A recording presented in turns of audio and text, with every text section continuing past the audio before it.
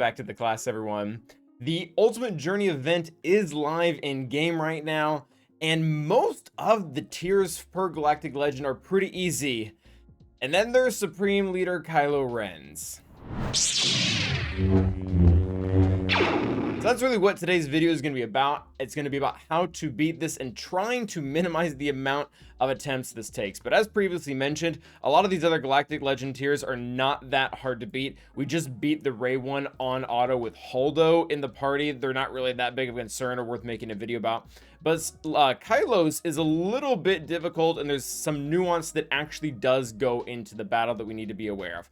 And you'll see here I am using a pretty baseline team, not you, but I do only have a Relic 7 SLKR. If you have higher than that, that's only going to be better. The only real Relic levels I have on the team outside of the requirements are Hux at Relic 7, as well as Sith Trooper at Relic 7, and those really don't matter because they're not going to have enough damage in the very beginning to be able to kill an enemy, nor are they going to survive the first ultimate. So how I kind of want to do this is I want to look at the three main ways you can mod SLKR and then talk about some tips for the general strategy of the battle. So let's go ahead and cut to the footage we have right now.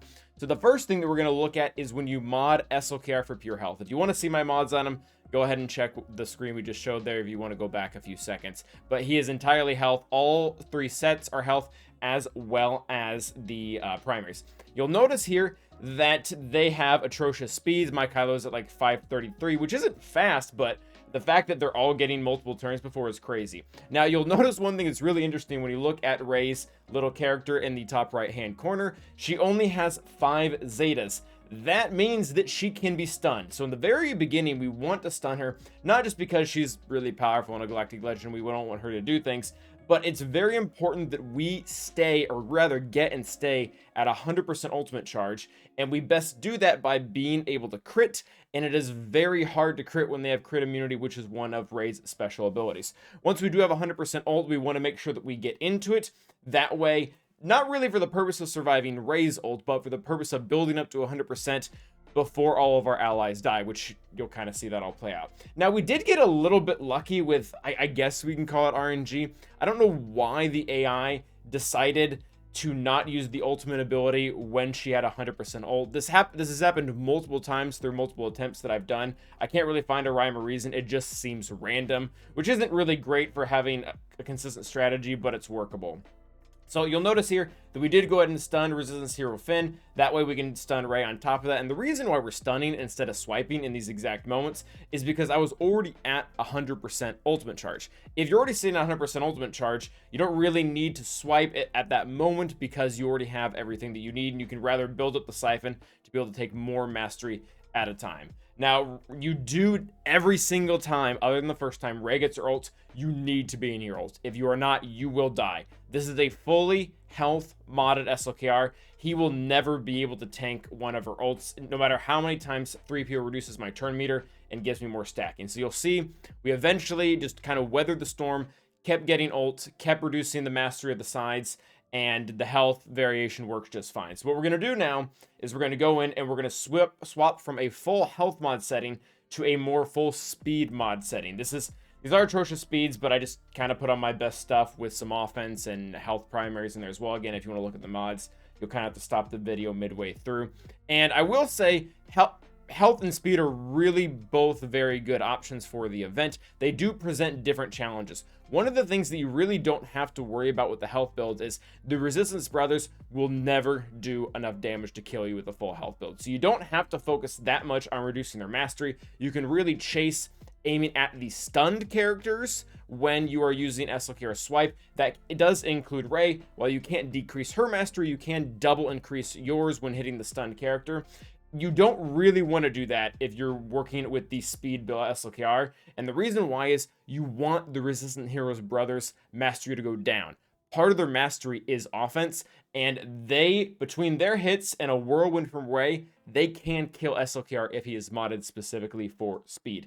So we do want to be specifically hitting Resistance Hero Finn and Resistance Hero Poe with the swipe when we can. Obviously, we still want to stun Rey when she has that crit immunity out, not only just to remove it, but to keep her from putting it back out there. And then you'll notice again, we were specifically focusing on the bros. We were trying to get back to that 100% ultimate. We do not use the ult unless we need to. And you're going to have to really kind of study this event a little bit, in the sense that you need to know where your abilities are at. Not really where your abilities are at, but you need to know how your speed stands in variation to Ray's.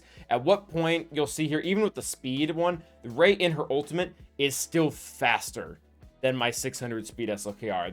They're very amped up, and that's not necessarily terrible. It's not good, but it also doesn't mean a just complete game over for us. That just helps us know when we're supposed to enter the ultimate ability, whether it be for 1 turns, 2 turns, or 3 turns. Again, it really doesn't matter how much ultimate charge we have. We just have to be in it when she gets hers. You'll see that we used it with 1 turn here to go. And again, you'll see that the bros are actually doing a decent amount of damage, even without the ult being there. Again, always opting to use the swipe ability when we don't have 100% ult, so that we can get it faster by hitting more enemies. Now you'll see here we're able to kill Ray kind of back to back with both the health and the speed modding. Now, I'm not saying you can't do this. It's definitely possible. But when we tried the full offense modding of SLKR, it just seems very difficult. And looking at it logically, it just doesn't seem to really offer anything immediately. When you sacrifice both those high amounts of speed and health, you're trading it for offense. And offense typically can't be good on SLKR if you're fighting a team where you can just level characters immediately. The characters that we're fighting are way too juiced. You can't just kill them all outright. This event is a time game. You have to make the match go on long enough for you to increase your mastery.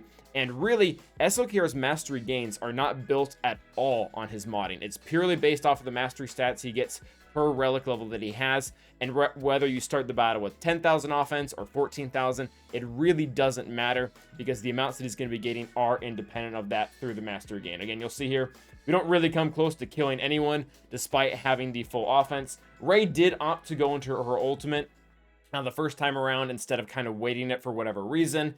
And as always, her ultimate will just automatically shred all of our characters. You'll see we don't typically try to chase the inspired on most characters in any of the runs, just because it spreads so quickly and it's really hard to keep it off.